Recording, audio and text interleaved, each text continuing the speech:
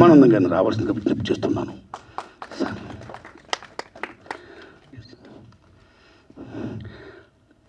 నా ఈ చిత్రానికి కెమెరామెన్గా తెలుగు చలచిత్ర పరిశ్రమలో one of the greatest editor Gautam Raju garu, ఆ గౌతమ్ రాజు గారి శిష్యుడు ఎంఎం మాలిక్, నేను ఎడిటర్గా ఆయన సినిమాకి పెట్టానండి. బ్రహ్మాండంగా ఇక్కడండి. మిత్రులారా, ముందు బ్రహ్మానందం గారు మాట్లాడిన తర్వాత సార్ మాట్లాడతారండి. తెలుగు చలచిత్ర పరిశ్రమలో మనం కస్తూరి శివరావు గారి ఎరాను చూశాం. ర్యాలింగ్ గారు హాస్య బ్రహ్మ, మహానుభావుడు, ఆయన ఎరాను చూశాం. రాజబాబు గారి ఎరాను చూశాం. ఇప్పుడు బ్రహ్మానందం గారి ఎరాను చూస్తున్నాం. అలాంటి బ్రహ్మానందం గారు నా చిత్ర లోగోని ఆవిష్కరించవలసిందిగా నేను విజ్ఞప్తి చేస్తున్నాను.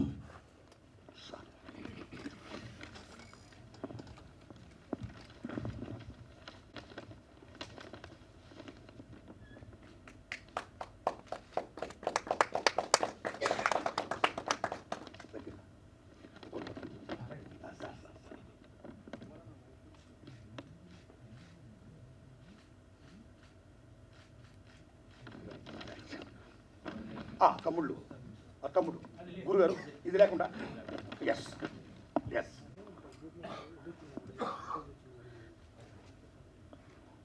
మొట్టమొదటి చెప్పాల్సిన విషయం ఏంటంటే, నారాయణమూర్తి గారంటే నాకు ఇష్టం.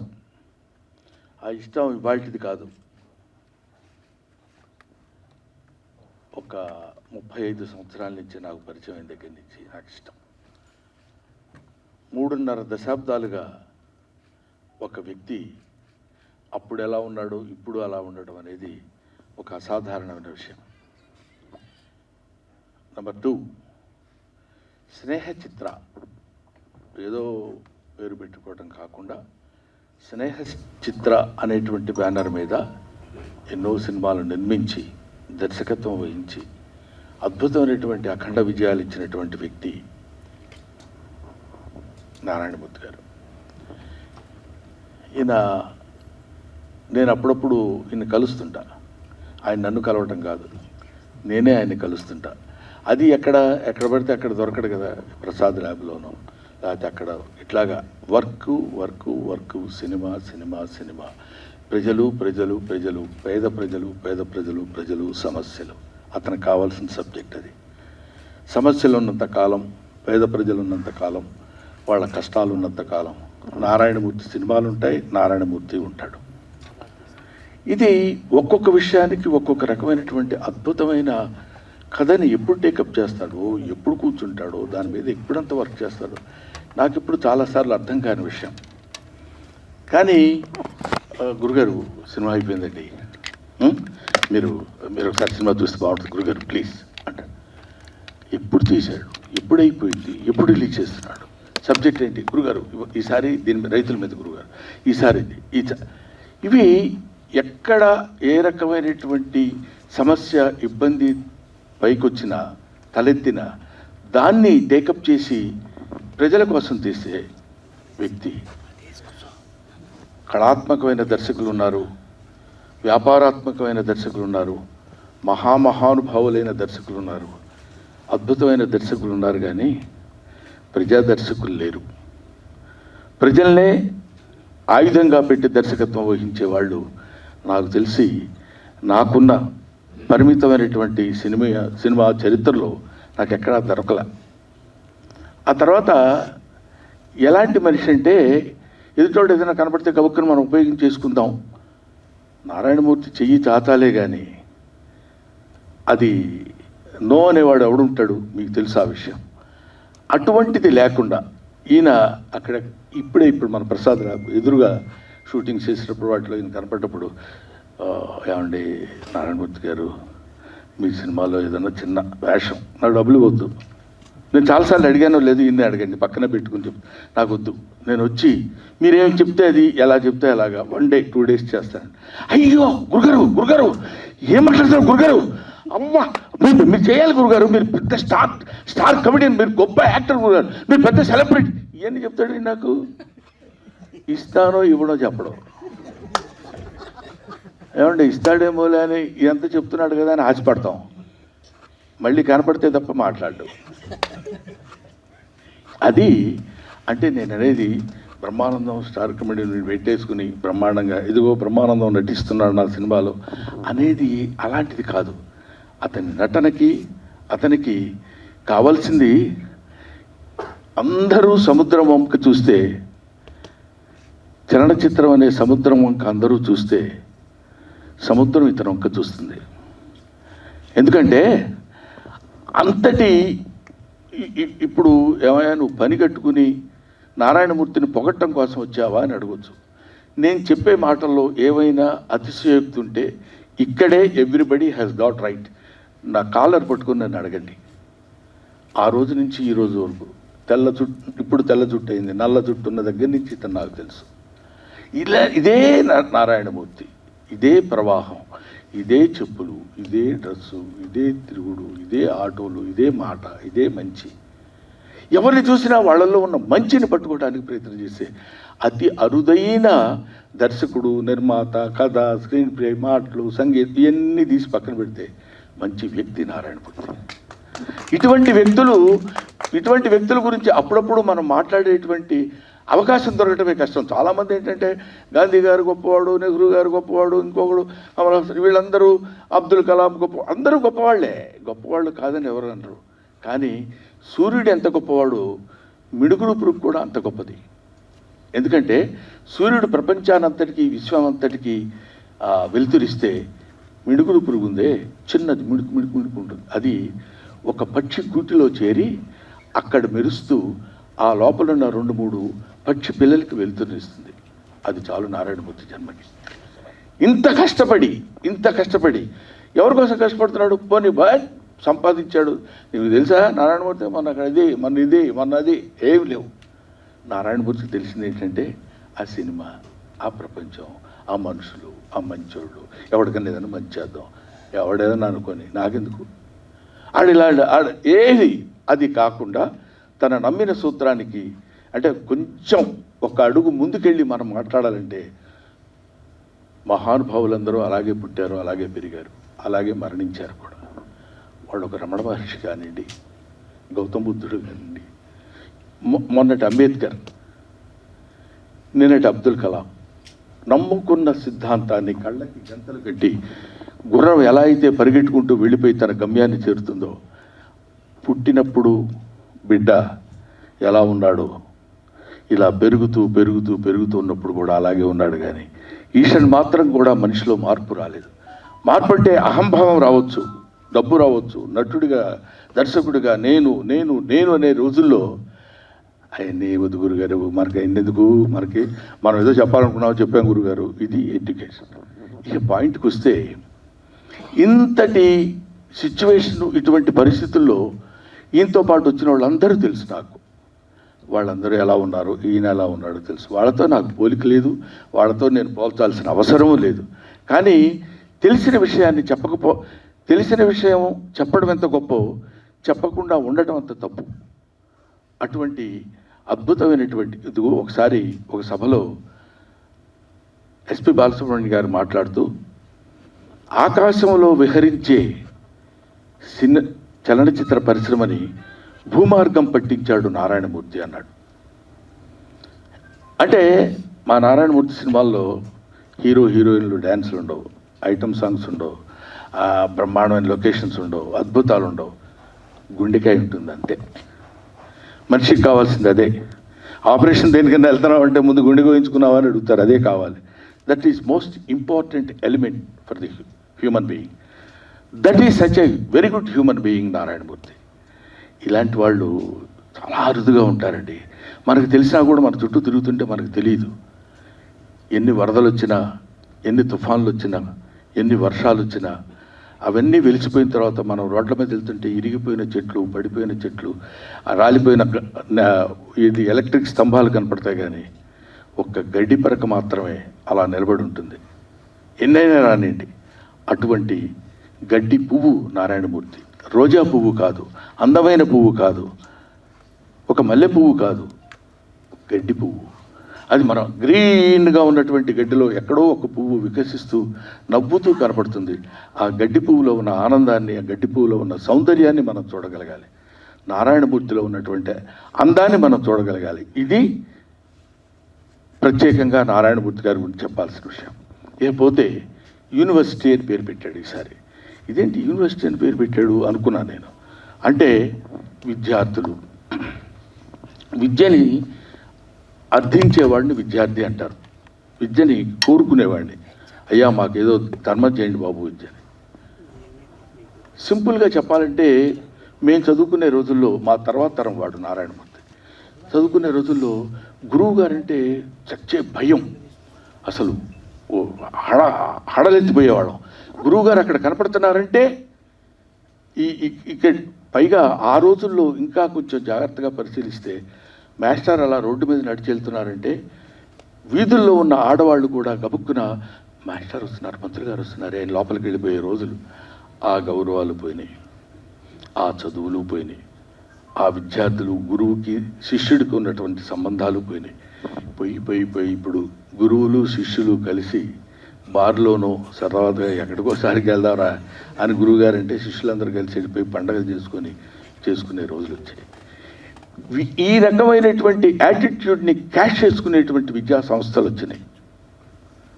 ఆ యూనివర్సిటీలో ఒక విద్యార్థి పడేటువంటి తపన, చదువుకోవాలి. యూనివర్సిటీ అంటే ఇందాక మనం మాటల్లో చెప్పుకున్నాం, యూనివర్సిటీ అంటే విశ్వవిద్యాలయం. విశ్వవిద్యాలయం అంటే అన్ని సబ్జెక్ట్స్ అక్కడ ఉంటాయని కాదు, విశ్వంలో ఉన్నటువంటి సబ్జెక్ట్ అందరినీ నేర్పేటువంటిది విశ్వవిద్యాలయం. అక్కడికి వెళ్ళి మనం చదువుకుంటాం. ఆ చదువుకి ప్రతిఫలం ఏంటంటే విజ్ఞానం మనం పొందుతాం. ఆ విజ్ఞానం ద్వారా మళ్ళీ మనం కొంతమంది విజ్ఞానవంతులను తయారు చేస్తాం. అలా విజ్ఞానవంతులను తయారు చేసినటువంటి ఈ దేశంలో విజ్ఞానం కరువై చదువు కొనేటువంటి రోజులు వచ్చి దాన్ని ఎలా క్యాష్ చేసుకోవాలి. ఈ మధ్య ఏదో 100కి 100 పాళ్ళు వచ్చినాయి, 100కి 99%, 98 ఆ ఒక్కటి మనకి గ్రేస్గా వదిలేస్తారు. 100కి 100 అంటే నమ్మరని. నా పాయింట్ ఏంటంటే అసలు మాస్టర్కి 100కి 100 పాళ్ళు తెలిసి ఉండాలి కదా సబ్జెక్ట్ గురించి. వాడికి తెలుసుంటే అతను చెప్తాడు స్టూడెంట్కి, ఆడికి అప్పుడు 100కి 100 పాళ్ళు 99%. వీడికి తెలిసింది వాడికి చెప్తే, వాడు తెలిసింది వాడు రాస్తే దానికి 99 మొట్టమొదటి ర్యాంక్ అని అరుస్తారు, టీవీల్లో కేకలు పెడతారు, బెబ్బర్లు పెడతారు. ఇదిగోండి ఇలాంటి వాడు వచ్చాడు. చదువు కోసం ఎడమ చేత్తో పుస్తకాలు పట్టుకుని కుడి చేత్తో సముద్రాన్ని అదే గంగానదిని ఈదుకుంటూ అవతల ఒడ్డుకి వెళ్ళి చదువుకున్న లాల్ బహదూర్ శాస్త్రి ఉన్నాడు. That is the value of education. చదువుకోవాలి, చదువు చదువు చదువు అని. నా జీవిత చరిత్రలో నేను రాస్తుంది ఏంటంటే, ఎవరైనా నా జీవిత చరిత్రని ఎందుకు రాస్తున్నానంటే, పేదరికం గురించి మానేస్తూ చదువు గురించి వెనకడుగు వేయాల్సి వస్తే, మా నాన్న మాదొక పెద్ద కుటుంబం, నన్ను అసలు చదివించేవాడే కాదేమో. ఆయన చదివించడం కాదు, నేను చదువుకున్నానంటే చదువు ఎడల నాకున్నటువంటి శ్రద్ధ పక్కన పెడితే చదువుకుంటే నన్ను గౌరవిస్తారు, మా నాన్నని ఎంత గౌరవిస్తారు, నన్ను అంత గౌరవిస్తారనే అభిప్రాయంతో నేను చదువుకున్నాను. అటువంటి ఎడ్యుకేషనల్ వాల్యూస్ గురించి, దానిలో జరుగుతున్న మాఫియా మీ అందరికీ తెలుసు. ఎడ్యుకేషనల్ మాఫియా ఎలాగా వీరంగా వేస్తుందో, విజృంభిస్తుందో, దాన్ని పట్టుకుని, ఆ పాయింట్ని పట్టుకుని దాన్ని ఎక్కడ ఏ రకమైనటువంటి రుగ్మత జబ్బు ఏర్పడినా దానికి రెమెడీ కోసం, మందు కోసం తిరిగి తప్పించి మెడికల్ షాపులన్నీ తిరిగి తెచ్చి దానికి, ఆ జబ్బుకి ఆ మందు వేయాలనేటువంటి ఒక అద్భుతమైన డాక్టర్ మన నారాయణమూర్తి. కాబట్టి ఇటువంటి వీళ్ళు తీసిన సినిమాలు మనం చూడాలి. మనం చూడం, అసలు జనరల్గా చేసేది అదే. ఎందుకు చూడమంటే ఏముంటే హీరోయిన్ ఉండదు, అద్భుతంగా ఆయన ఎక్స్ప్రెషన్ ఉండదు, ఆ తర్వాత వెనకాల పెద్ద ఇటలీ, జర్మనీ, లండన్ అవన్నీ ఉండవు, ఈ చెట్లు చామలో ఉంటుంటాయి. ఎందుకు వెళ్ళి చూడటం? ఎంటర్టైన్మెంట్ ఏదండి అని. Entertainment is for the body, knowledge is for the soul. మనకు అది కావాలి. అది కావాలనేటువంటి స్థితికి మనుషులు, మన దేశం ఎప్పుడు ఎదుగుతుందో అని ఎదురు చూసేటువంటి అతి అరుదైనటువంటి వ్యక్తుల్లో నారాయణమూర్తి ఒకడు. అటువంటి వాడు ఆయన తీసినటువంటి ప్రతి సినిమా, ఆయన తీసినటువంటి ప్రతి షాట్ జాగ్రత్తగా నేను నా ప్రజలందరికీ, నా ప్రేక్షకులందరికీ నేను మనస్ఫూర్తిగా విజ్ఞప్తి చేసేది ఏంటంటే, బ్రహ్మానందగాడు భలే చేస్తాడ్రా, భలే నవ్విస్తాడ్రా అనుకునే వాళ్ళందరూ ఒక్కసారి నారాయణమూర్తి గారి యూనివర్సిటీ సినిమా చూడండి, చదువుకున్న విలువ చూడండి, చదువును ఎలాగా చెరపడుతున్నారో చూడండి, చదువును ఎలా రేప్ చేస్తున్నారో చూడండి. అటువంటి విషయాలన్నీ అద్భుతంగా చిత్రీకరించి మీ ముందు పెట్టాడు. My dear friends, my dear student friends, please kindly go to the theatre and see university cinema and bless Narayanamurthy. Narayanamurthy అలాగే ఉండాలి, నారాయణమూర్తి అలాగే ఉండాలి, ఇలాంటి సినిమాలు తీయాలి. Bravo Narayanamurthy, long love Narayanamurthy. Thank you very much. Thanks అండి, ధన్యవాదాలు. అలవాటు ఎవరైనా సరే అక్కడ పక్కన నిలబడాలంటే నిలబడాల్సింది అంతే. అది నారాయణమూర్తి గొప్పతనం కాదు, అది నారాయణమూర్తి గొప్పతనం కాదు, అతనిలో ఉన్న నిజాయితీ గొప్పతనం. శభాష్ అండి. అయ్యే ఒక్క మాట చెప్పాలని నేను నిలబడ్డామన్నాను సార్. ఇందాక సార్ టాపిక్ ఇస్తారు కదా, నిజంగా మిత్రులారా మీరు నమ్మండి, ఆయన వెరీ వెరీ బిగ్ స్టార్. మీకు తెలుసు కదా, బ్రహ్మానంద గారు ఉన్నారంటే ఆ సినిమాకి ఆ క్రేజ్, ఆ వాల్యూ అన్నీ మీకు తెలుసు కదా.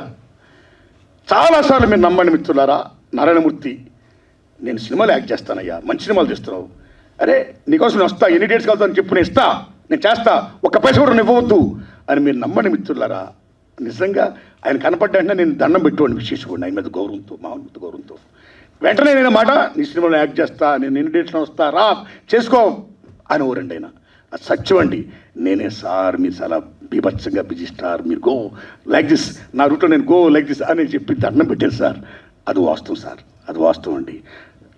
నా మీద మంచి అది అభిమానమా, లేకపోతే మీరు ఏమన్నానండి, మీరు వాత్సల్యమా, లేకపోతే నా సినిమాలో నాడముత్తి సినిమాలో బ్రహ్మానంద గారు ఉన్నాడు అని ఇంకా గొప్ప సక్సెస్ వద్దనే నా పైన ఉన్న ఆయన బ్లెస్సింగ్సా, అనేక కోణాల్లో నా ఎయిర్లైన్ చూపించిన ఆదరాభిమానాలకి నేను మనస్ఫూర్తిగా సభాముఖంగా మీడియా ముందు దండం పెడుతున్నానండి. వాస్తవం ఇది. నేనే వద్దు సార్ అని దండం పెట్టా, అది కూడా వాస్తవమే. దానికి గురుగారు ఆ యాంగిల్లో మాడారు. యాక్చువల్ సత్యం మాత్రం ఇదండి. Sir sir sir please please.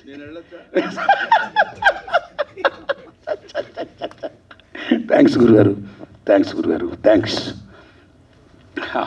మిత్రులారా, కాసేపు మాట్లాడేసిన తర్వాత సంబంధం. ఫస్ట్ నేను ఎడ్యుకేషన్ మీద వెళ్ళానండి.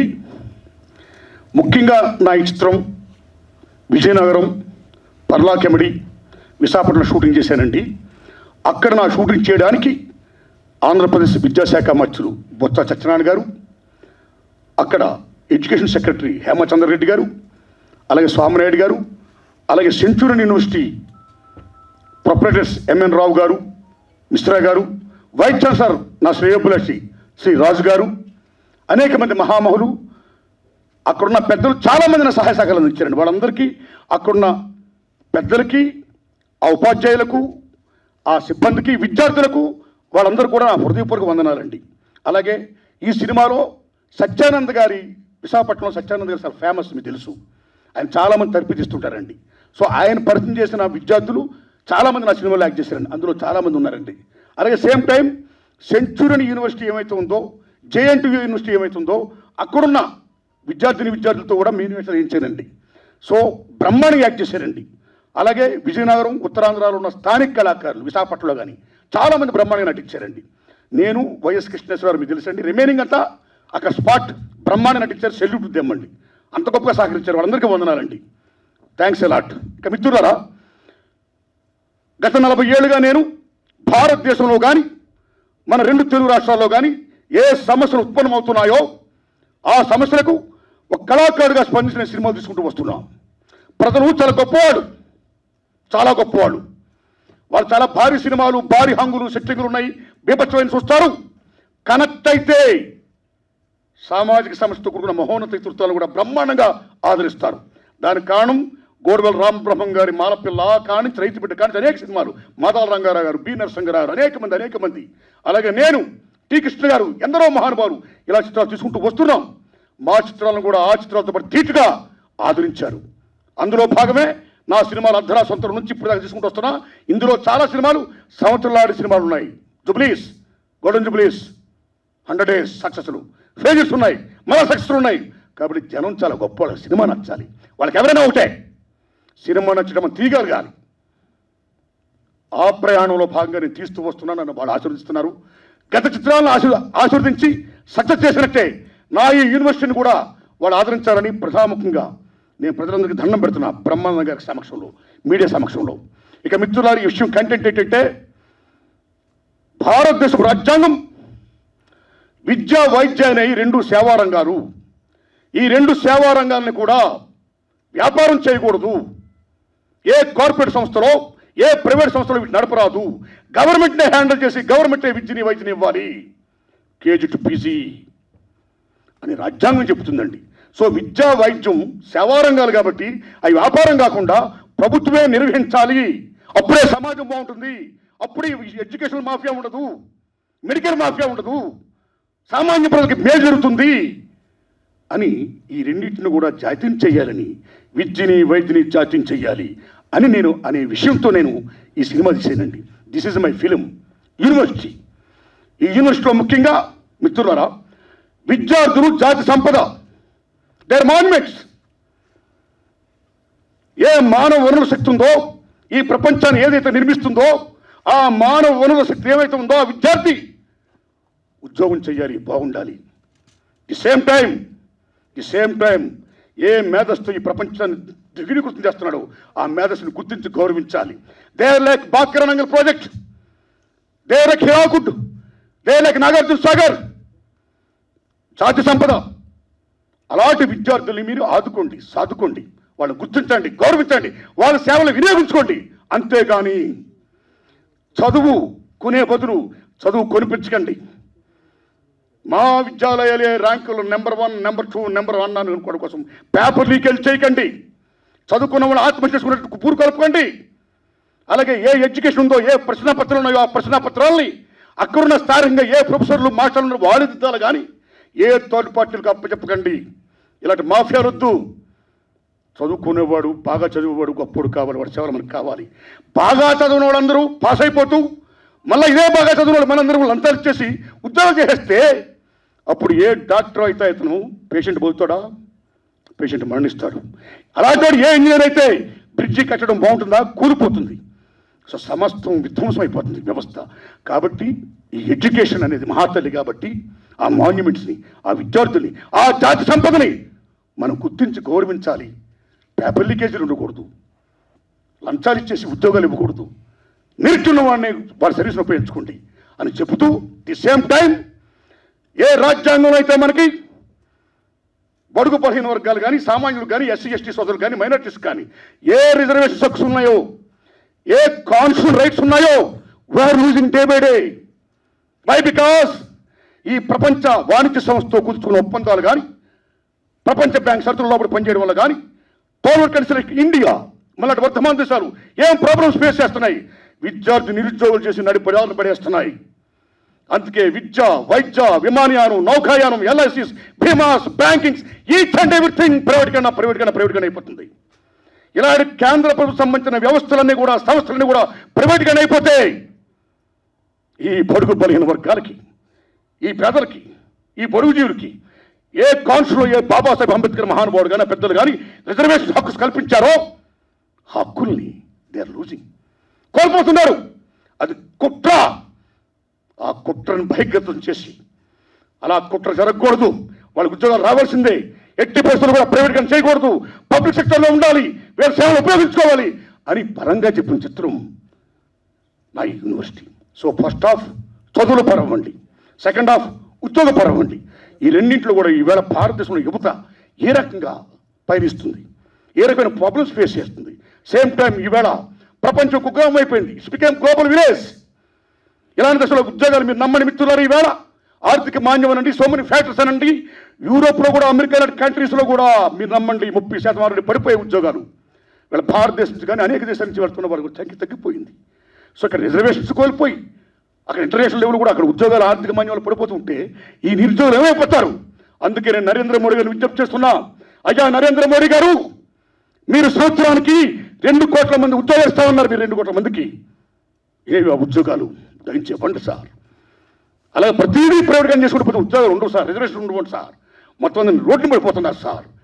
దయించి మీరు ప్రైవేటీకరించకుండా ప్రభుత్వ పరం ఉంచండి, వీళ్ళకి ఉద్యోగాలు ఇప్పించండి సార్ అని 2 విజ్ఞప్తి చేస్తే నా ఈ చిత్రం యూనివర్సిటీ మిత్రులారు ఇప్పుడు ప్రొడక్షన్ పనులు జరుగుతున్నాయి.